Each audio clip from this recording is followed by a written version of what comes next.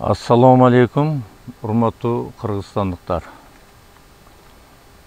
Биз şu мамлекеттин кыргыз өлкөсү, кыргыз мамлекети кантип экономикасын көтөрөт, şu экономикада көйгөйлөр кантикенде кандай натыйжалуу чечилет деген теманы şu кайрадан кезектеги кайрылуубузга келдик.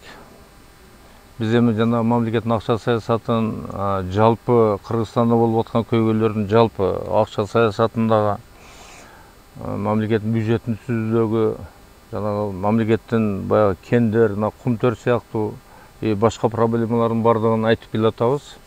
Азыр мамлекеттин бюджетине мындай кеңири мүмкүн болушунча кеңири токтолуп койсок.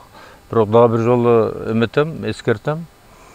Эгер кызыккан кайдыгер эмес адамдар болгон болсо, эми бизде кайдыгер ушунчалык күч алды, бардыгы эле мамлекет оңдолбойт же бир мындай эме да. Биздин мамлекет кайсы жагынан албасын өнүккөнгө, өскөнгө эселеп. Биз азыр эми акыркы учурларда Кытай мисал болуп келип атат. Мамлекет кандай канчалык тез баягы өнүгүп аткан дүйнөдө эң бирден бир мамлекеттердин бири болуп атат.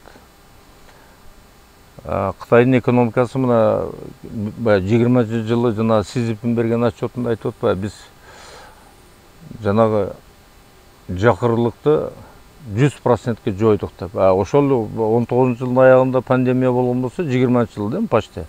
Ошо пандемия жылында биз жакырчылыктан чыктык деп отчет берип атат. Анан айтып атат, биз толук баягы экономиканы информатизациялоо менен гана чыктык депчи. Бул чындыгында өтө чоң реформа. Бизде эмне үчүн ушундай реформалар жасалбайт да? Эми мамлекетте баары кайсы нерсе болбосун, айрыкча бул исламда эме белгиленет. Эми бизде 80%-тен ашык мусулман жашагандан кийин бул жагын дагы эске алышыбыз керек да. Бизде качан акыйкаттык тууралык орнобосо, эч кандай эч нерсе болбойт. Эми Кытайда жана информацияланды, жанагы бүт бардыгы IT технология өттү деген менен бардыгы приложение баягы нак акча почти жүрбөйт. Анан Кытай азыр баягы көп провинцияларында уже цифровой акчаны мындай проба кылып өткөрүп атат да. Булардын бардыгы эле келип туруп, бул ушу акыйкаттык тууралыкка алып келиш болуп атат да. Баягы жашырган нерселерди жок кылыш, бардыгы официальный, бардыгы ачыкка чыгыш. Канчалык ачыкка чыккан сайын экономика ошончолук өнүгөт да. Эми бизден эле билсеңер болот да. Бизде эмне ачыкка чыкты да? Ачыкка чыккан эч нерсе жок. Даже таможняда 10 жыл, 30 жылдан бери айтабыз, таможняда там миллиарды бир 10дон 1 өтүп аткан нерсенин баягы пошлинасы түшпөйт депчи. Бирок азырга чейин таможня ачыкталган жок да. Ошондой налоговый система, вообще эле баягы башкаруу системасындагы нерселер да. Кытай ошолордун бардыгын ачыкка чыгарып, жаңы технологияларды колдонуп, азыр эми финансовый технология бүт бардыгы жаңыланды. Азыр өтө эле мындай жеңил болуп калды да, мамлекетти башкаруу системасынын баягы натыйжалуулугун көтөрүү азыр любой мамлекетке мүмкүн болуп калды. Биз мамлекеттик башкаруу системасынын натыйжалуулугун көтөрбөсөк, ошо натыйжалууну көтөрүү үчүн ушу жаңы технологияларды киргизбесек, биздин мамлекет эч качан өнүкпөйбүз, өнүгүү болбойт дагы да. Бүгүнкү күндө биздин экономика мына биринчи бул отчет эми 2006-жылы чыккан, бул ошол убактагы единственный баягы официальный, мен ушундан башка документ көргөн жокмун, мындай официальный берилгенчи. Бул эми ошол убактагы Министерство экономики и финансы дейт. ПРОН менен ПРОН экөөнү биргелешип баягы по определению природы теневой экономии андай мындай деп Ушу экономикага мындай толук бир ошондо анализ болгон да жетерлик. Анан ушунун жыйынтыгында жазып атат да. Это методы дейт, позволили прийти к заключению о том, что теневая экономика в настоящее время составляет около 53% от ВВП страны. Эми ойлоп көргүлө 53% ошондо мына эсептеп чыккан боюнча экен. Эми бул мындай алганда любой мамлекет үчүн бул катастрофа да. Жарым экономика, жарымдан көп экономика баягы эсепте жок деген нерсе да. Алдан налог түшпөйт, башка түшпөйт. Коом үчүн эч кандай пайдасы жок. Эми коом биз ойлойбуз да баягы бюджетке акча бул мамлекеттики депчи, бирок бюджет дегенди мындай түшүнсөңөр, бюджет деген бул ошол учурдагы ошо коомдун керектөөсүн камсыздоо үчүн түзүлгөн акчалай фонд. Эми коомдун керектөөсү бүгүнкү күндө эмне бизде? Бүгүнкү күндө азыр ааламдаштыруу мезгили, дүйнө өнүгүп атат. Дүйнө, значит, бизде билим болбосо, башка болбосо каяктан өнүкпөйт да. Ошон үчүн биз образованияны, билим берүүнү, саламаттык сактоону бүт жогорку деңгээлге чыгар. Ал үчүн акча, каражат керек. Ошон үчүн бизде бюджет тыйынына чейин. Бизде баягы 53% деп 2006 берип атканбыз, азыр эксперттер башкалар эме 80%-тен ашты деп. Бизде, значит, мындай алганда официальный өлкө жок биздечи. Бир жанагы бир понятие баягы кылмышкерлер андай мындай дегендей эле болуп калды. Эми ошого мына мамлекеттин бюджет түзүү саясатын эметейик. Мамлекеттин бюджет саясаты бул неге негизделет? Бул 2017 жылга чейин бул закон об основных принципах бюджетного права деген мыйзам бар, ошол мыйзамга негизделген. 2017 жылдан кийин жаңы бюджет кодекси кирди, ошол кодекс киргизилип атат. Анан мен бул жерде дагы мындай эсимден чыгып кетпесин, бир нерсени айтып коеюн. Мамлекеттин бюджети бул бюджети биздин конституцияда да белгиленген. Конституцияда 18-статья жазылып турат. Мамлекеттин бюджети республикалык жана жергиликтүү бюджеттен турат. Же болбосо мамлекеттеги чыгашалардын жана кирешелердин мындай суммасын аныктайт депчи. Значит, бул мамлекетте болуп аткан чыгаша кирешелерден турат да.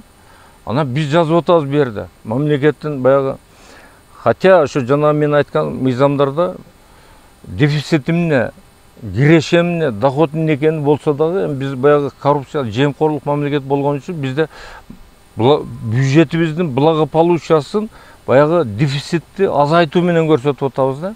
Бизде 60 миллиард дефицит болсо 20 миллиард кылып жазып коюп атабыз. Же болсо 40 миллиард болсо 10 миллиард. Ал дефицитти сен жок кылып коесуң, нөл кылып коесуң, ал эч нерсе чечпейт да. Бул жерде мамлекеттин баягы кирешесин көбөйтүш керек. Анан чыгашасын эффективдүү бөлүштүрүш керек. Ошондо биздин саламаттык сактоо, билим берүү системасы, маданият бүт тармагыбыз өнүгөт. Анан бул бюджет дегенде дагы силер бир нерсени түшүнүп койгула. Бул бюджет деген бул жаш балдардын пособиясы, себеби бюджеттен берилет. Экинчи, пенсионерлердин пенсиясы, бул бюджеттен берилет. Үчүнчү, бюджетниктердин айлыктары, бул жанагы врач, мугалимдердин айлыктары. Анан эң негизги нерсе ошо билим берүү системасын ошо бюджеттен финансирование болот. Ошо курулуштар, мектептер, башкалар. Эми жанагы коомдук жолдор, мындайча айтканда, ошо коомдун баягы жетерлик, канчалык баягы жакшы шартка жетиши бүт бюджеттеги акчанын көлөмүнө жараша болот.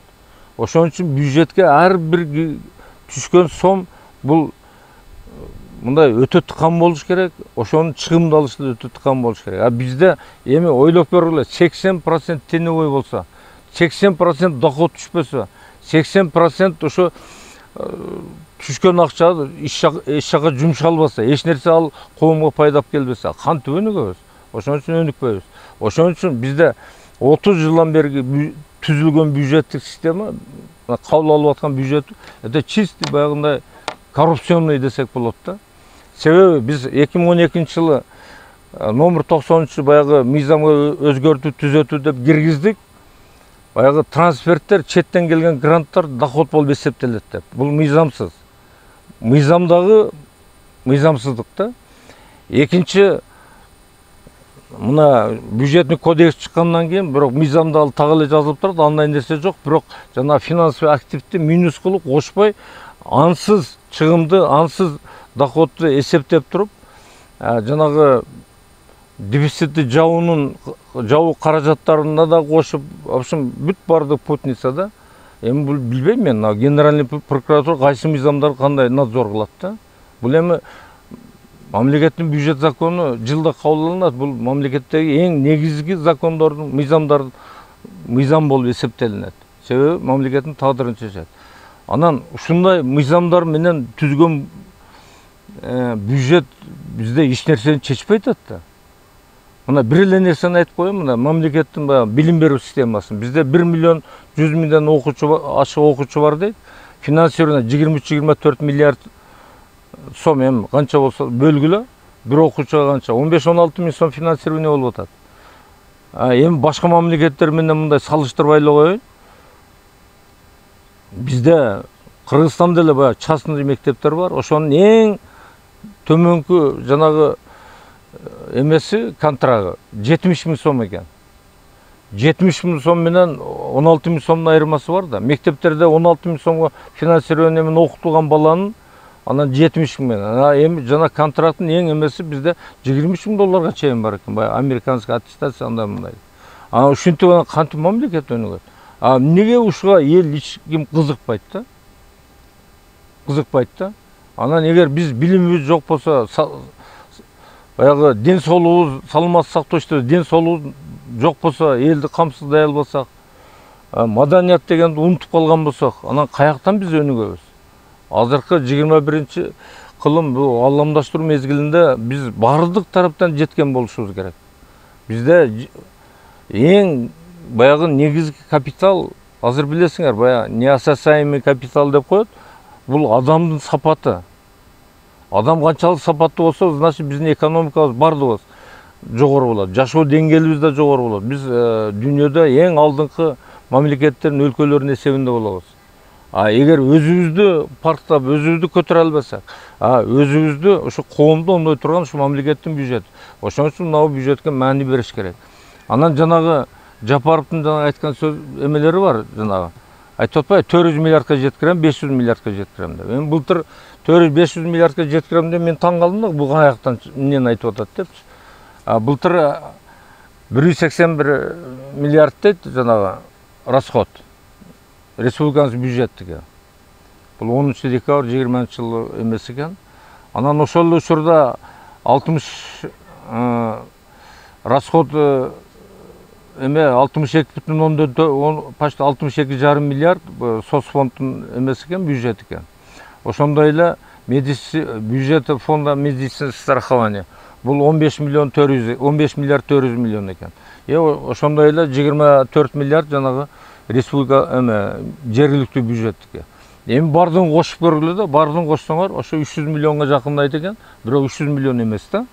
Мындай түшүнүп койгула да, мына республиканын бюджетине 181 миллиондон ушу жанагы 14,4 миллиард медицина страхование берген ушу бюджеттен кетип аткан сумма.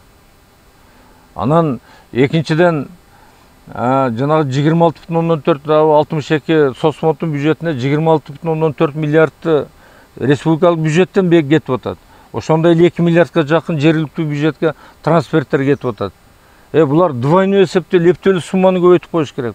Анан муну кээ бир арифметикага түшүнбөгөндөр түшүнүп кабыл алып алып туруп объявить этишип атпайбы? Бул уят нерсе да эми. Биз ушу сумманы ашыкта жазып койсок эле практически нөл болсо кантип өнүкмөкпүз? Мен ойлойм, булар бардыгы кылмыш. Бул кылмыштарга дагы жооп берген турган учурлар келет. Бирок эми буга кантип жооп берет билбейм да. Себеби Конституцияда бүт нормалар бар. Булар жоопко тартыш боюнчачы. Бул элге келтирген кыянат.